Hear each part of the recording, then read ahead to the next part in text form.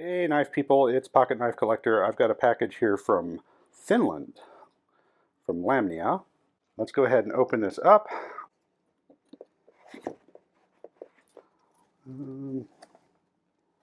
Oh, I see. So this box is like glued closed at this end.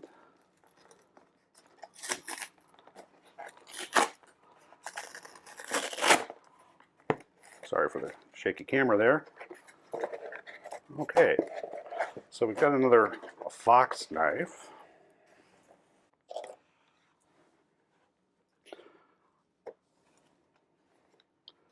This is the Terzuola design Pacificico, and I love that the text here is in Italian.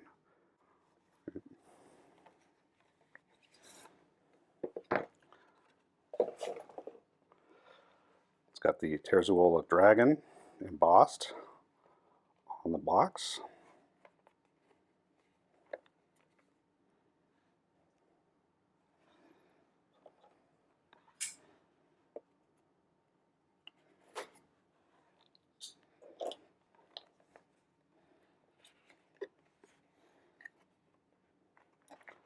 The Terzuola dragon as a patch, I think this is a Velcro patch, yeah, on the nylon pouch.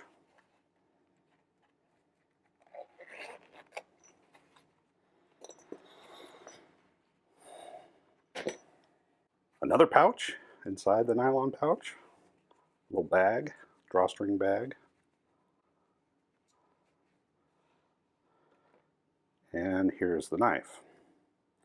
Now, there are at least 3 production versions of this out from Fox at the time that I am recording this video. This is the denim micarta version, which has a stone-washed Magnacut blade. There is also a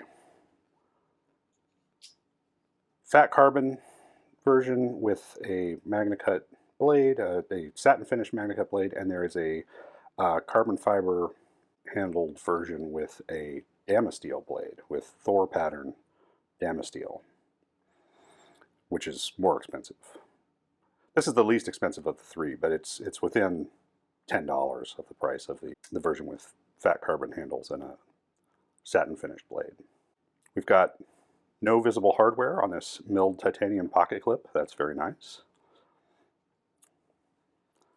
Just a couple of screws for hardware.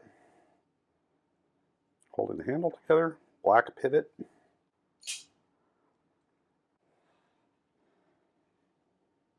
is not cheap. This is around 300 bucks. I would love to own all the versions of it, but I don't think I should be spending quite that much. So I had to make a choice when I elected to buy this denim micarta version. And I based that choice on, mostly on the blade finish, but also I like the color, the blue denim. Here is another Terzuola design that has marbled carbon fiber handle scales. Here again we see hidden hardware for the pocket clip. That's something that Terzuola likes to do. This is another flipper. This is a flipper that was branded Drop. That's the D there, Drop or Massdrop. These were actually produced by We as the OEM. This model is called the Cyrus. So this version has carbon fiber handle scales and a satin finished blade. And then there was another version of this that had micarta handle scales and a stonewash blade. And even though this one is fancier, I suppose, I mean, these are maybe more premium handle materials, I actually prefer the look of this stonewash. And I had a sort of a similar reaction when I was looking at the OG, the original Gangster. So Fox came out with the first two versions of the original Gangster, which had satin finished blades, Magnacut blades. This one in double black micarta and the other one in titanium. So those first two versions had a satin finished blade. Oh, I've got a fingerprint on there. That's better. Which I like. But then they came out with this version of it in micarta handles with a stonewash blade. And it's a different aesthetic, right? I like them both. But yeah, that stonewashed appeals to me. And so that's why I chose the denim micarta version of the Pacifico. By the same token, Fox has introduced a stonewashed version of this knife they call the Sicilian, which includes micarta, green micarta handles, scales, an orange backspacer, a pocket clip, a wire pocket clip, and that stonewashed B-cut blade, which looks an awful lot like another knife that is in the Fox lineup, also designed by Robert Terzuola, which has wooden handles, no pocket clip, an N690 steel blade in satin finish. Very similar knives, but a different aesthetic.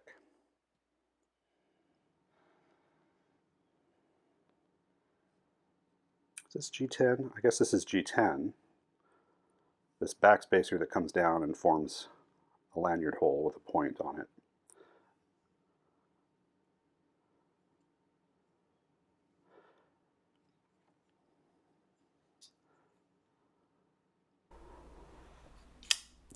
Nominally, the blade of the Pacifico is 3.75 inches.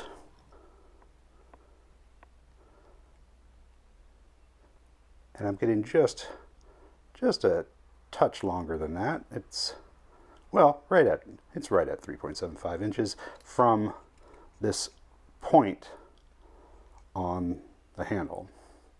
If you measured it from here, you have almost a 4-inch blade. So something to keep in mind if you're in a place that has blade restrictions and people who are not necessarily going to measure them in the way that you want them to. The Pacifico weighs in at 118 grams or 4 1/4 ounce. The name Pacifico references Bob's move to San Diego on the west coast of the United States near the Pacific Ocean. And he says that some of the design influence came from the natural world around the Pacific. This also very clearly has a design influence from the traditional Italian stiletto knife with some modern features. This is hardly a new idea. There have been a number of knife makers that have put modern spins on the stiletto. This knife features a bayonet grind. Some people would call this a dagger grind because it does grind in both directions. The top edge is not sharpened, but it is nearly ground all the way to a sharp edge. Just doesn't have a secondary bevel. But back here, there's a place where you can put a thumb for additional leverage. And that's what makes this a bayonet grind as opposed to just a simple dagger grind. So a regular dagger grind that's not a bayonet grind might be more like what we see on this recent version of the Sog Pentagon. This is the Pentagon XR. It doesn't have that thick area of the blade back here for you to place a thumb for leverage. In fact, even though this is not sharpened, it would be very uncomfortable to choke up on this and use your thumb to try to do push cuts.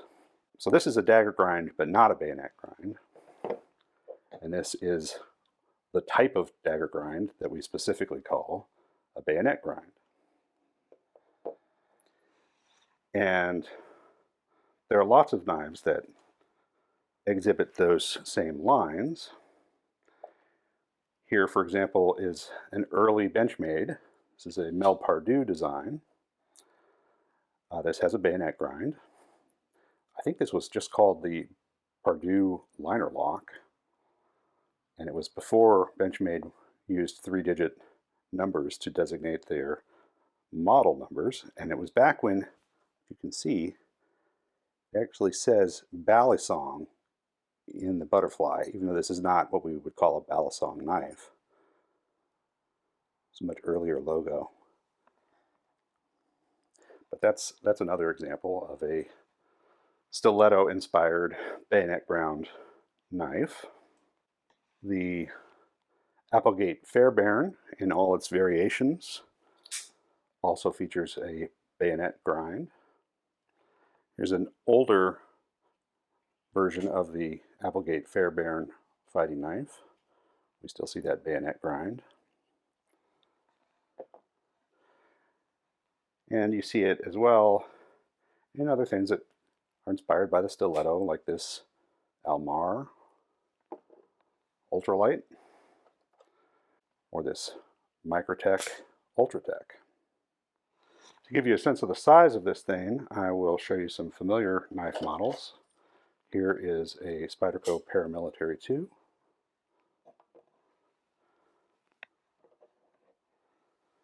And a Para 3.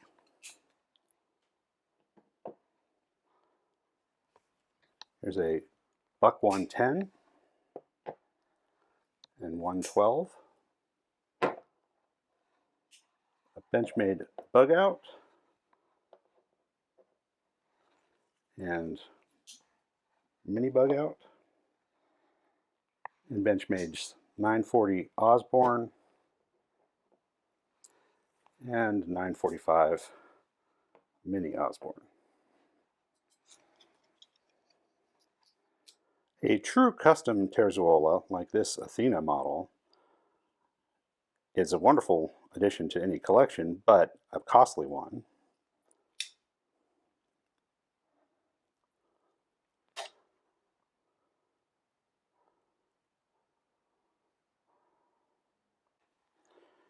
You can see the same design language in production models like this Boker Plus TAC-Master. Shares a very similar profile to the Athena, at least in the closed position. Similar size blade, but a much different blade grind in this case. Of course, there are other blade grinds in custom Athenas, including some that have Tonto tips. But this is where you see the differences really between a custom knife and a production model.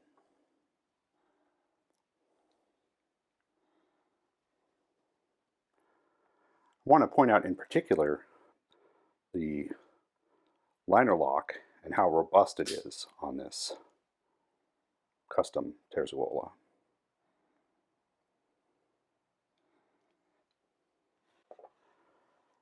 Even a fairly high-end mid-tech knife like this Tactile Mariner 2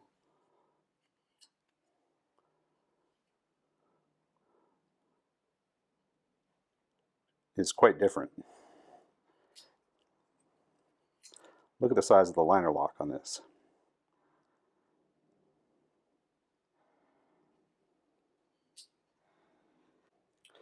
These Fox knives, the latest Terzuola collaborations with Fox, the original Gangster and the Pacificico, come about as close as I've seen on a production model knife to capturing the fit and finish of one of Terzuola's customs. They're not the same thing as a custom, but they're as close as you're going to get without paying custom prices. From time to time on this channel, I show knives that are a bit pricey, and this definitely falls into that territory. As I said, it is about as close as you can get to a custom Terzuola without spending the money for a real custom Terzuola, but it's still going to be out of reach for a lot of people. If you want something that has sort of a similar aesthetic that's more obtainable, I think probably the best you're going to do is something like the Microtech Swordfish, which comes in a number of different color combinations. The tuxedo version here is a Knife Center exclusive. This one was in S35VN, but they now have them in Magnacut blade steel as well, and also they have the option of a button lock. This Linerlock version uses the same locking mechanism as the Pacifico and has similar overall size, and it has contoured handles that are going to give you a nice full grip, which is one of the things I like about the Pacifico. These are, of course, much more affordable at under $100.